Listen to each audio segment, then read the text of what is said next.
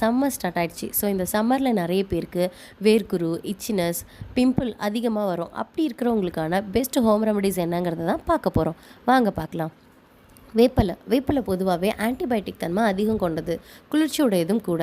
So வேப்பிலையை அரைச்சி paste பண்ணி அது கூட ஒரு 1/2 tablespoon lemon juice add பண்ணி நீங்கள் ஒரு பேக்காக உங்களோட ஃபேஸ், கழுத்து பகுதி, டார்க் ஸ்பாட்ஸ் இருக்கிற ஏரியாலலாம் அப்ளை பண்ணலாம். அதே போல் வேர்க்குரு அதிகம் இருக்கவங்க நீங்கள் குளிக்கிறதுக்கு ஒரு 1/2 hour 1 hour முன்னாடி நீங்கள் குளிக்க போகிற தண்ணியில் அந்த இலையை போட்டு வச்சுட்டு அதை ஃபில்டர் பண்ணிவிட்டு அந்த தண்ணியில் குளிச்சிங்கன்னா அதில் இருக்க ஆன்டிபயோட்டிக் தன்மை உங்களோட வேர்க்குருவை கம்மி பண்ணும். அதே போல் வேப்பிலையை அரைச்சி பேஸ்ட் பண்ணி அது கூட ஒரு 1/2 டேபிள் ஸ்பூன் கஸ்தூரி மஞ்சள், 1/2 டீஸ்பூன் கடலை மாவு, அது கூடயே கொஞ்சம் ரோஸ் வாட்டர் மிக்ஸ் பண்ணி பேக்காக அப்ளை பண்ணி பிம்பிள் இருக்க ஏரியா, டார்க் ஸ்பாட் ஏரியா, உங்களோட கழுத்து, கைப்பகுதியிலலாம் நீங்கள் அப்ளை பண்ணலாம். அப்படி அப்ளை பண்ணும்போது உங்களோட இச்சினஸை கம்மி பண்ணும், பிம்பிள் வரதை கம்மி பண்ணும், உங்களோட ஸ்கின்னை ரொம்பவே க்ளோவிங்காக வச்சுக்கும். தேங்க்ஸ் ஃபார் வாட்சிங்.